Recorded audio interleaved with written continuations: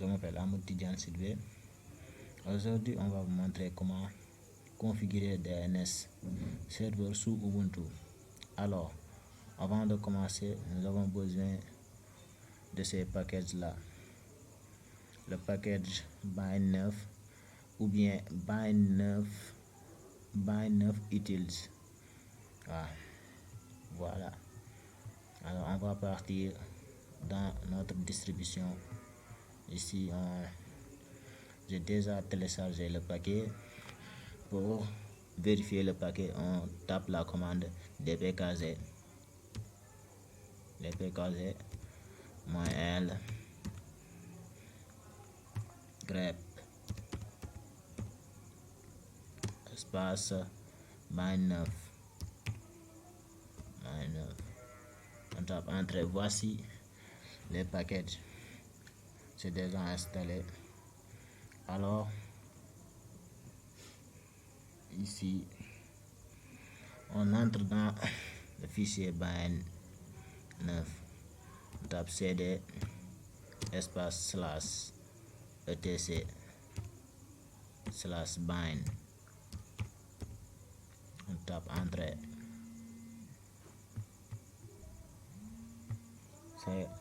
On est dans le bind. On va lister. Voici les fichiers. Nous, on a besoin de ce fichier là, nameit.conf.local. Ici, j'ai déjà créé le fichier direct inverse.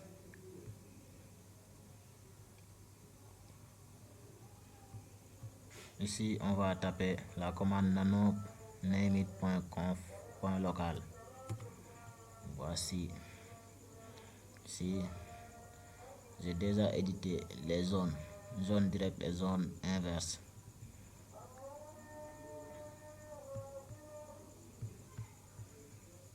J'ai commenté.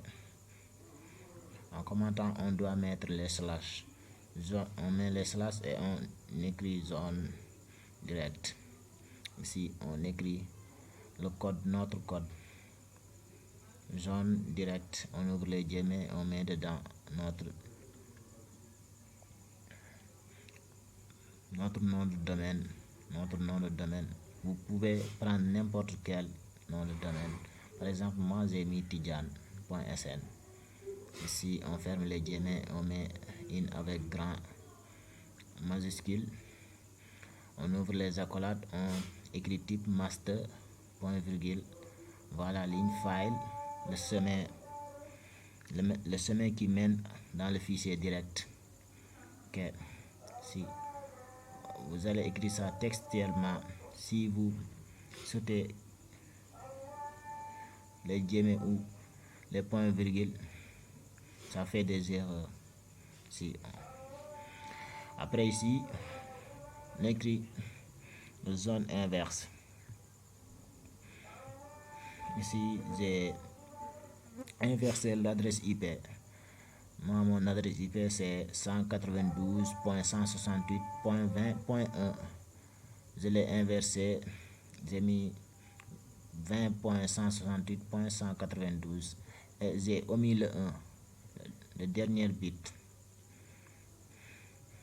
Ici, vous voyez, inverse le file, le fichier et le chemin du fichier inverse. Si on finit, on tape CTRL X ou entrée. Et on va lister aussi. On va lister. Donc on a besoin du fichier db.local.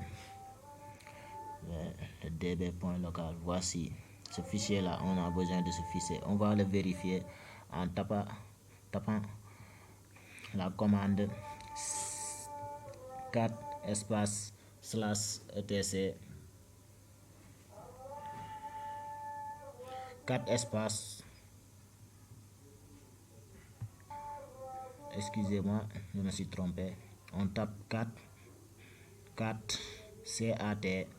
espace db.local. On le vérifie. Attention, on va essayer db point local. Vous voyez ce fichier là.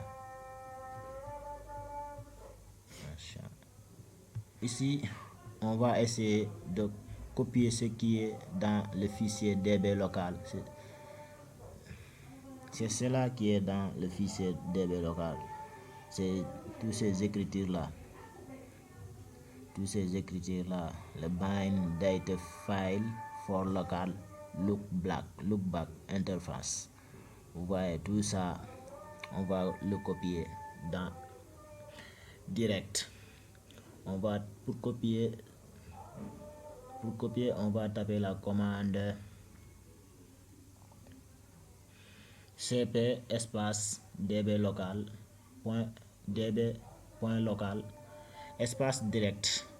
Après ça va se copier direct dans le fichier direct. Excusez-moi. Après avoir fini de copier, on tape la commande nano direct, entrée. Ça c'est déjà copié. Moi j'avais déjà modifié. Ici on va laisser ici par défaut l'arrobase. Vous voyez le bind data file for local lookback interface. Tout ça on va laisser ça par défaut. Tout ça l'arrobase. Tout ça ici on va modifier ici mon hostname, cdboss. Le hostname point est le nom de domaine que j'avais édité. Et à la fin on n'oublie pas le point à la fin. cdboss.tidjan.sn point à la fin. Le route cdboss.tidjan.sn point, on n'oublie pas ce point là. Alors ici on va laisser ça par défaut. Ça a été par défaut ici. L'arrobase, le in. Ici on modifie aussi cdboss.tidjan.sn point à la fin. N'oubliez pas ce point là. Ici le hostname, ici le in. Ici l'adresse IP. Mon adresse IP que j'avais mis là-bas. Le 192, le 168, le point 20 et 1. Ici, il y avait arrobase. J'ai effacé, j'ai mis les 3 W, le World Web. Le in, le CNAME, il y avait 4A. Et j'ai modifié le CNAME. J'ai mis CNAME. Ici, le hostname.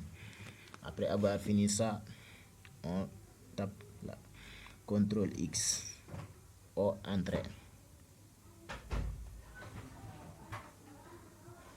Après avoir fini, on va copier aussi ce qui est dans direct.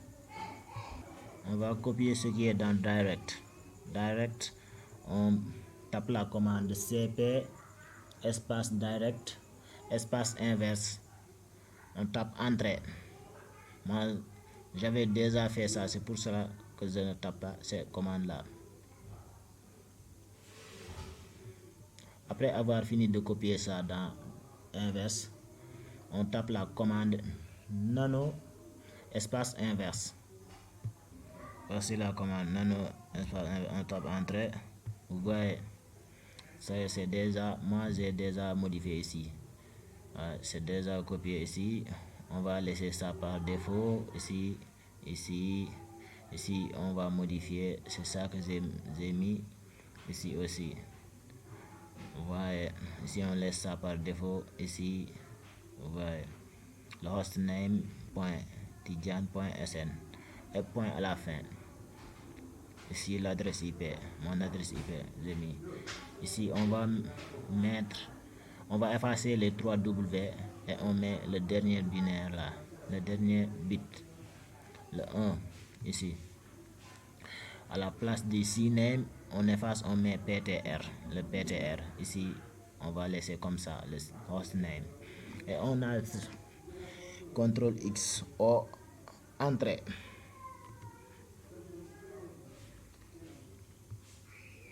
Vérifier la configuration si c'est bonne. On tape la commande name checkconf espace -z. On tape. Après avoir fini de vérifier la configuration si elle est bonne, on va lister aussi. On liste ici.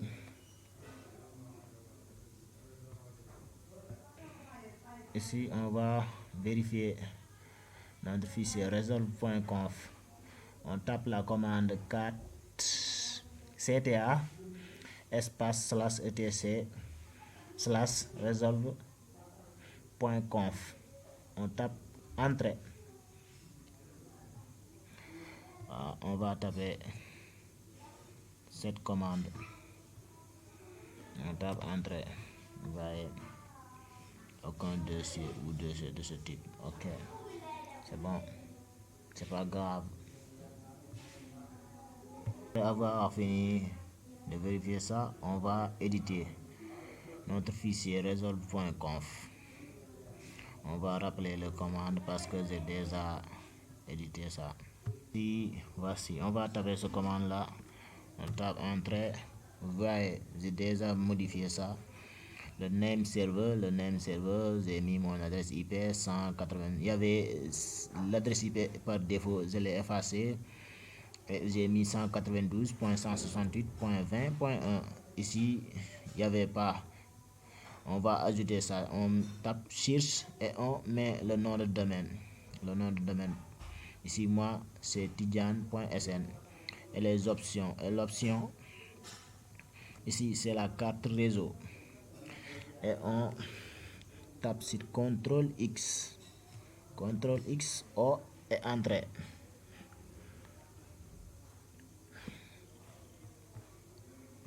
Après avoir fini d'éditer le fichier resolve.conf, ici, de fixer l'adresse IP.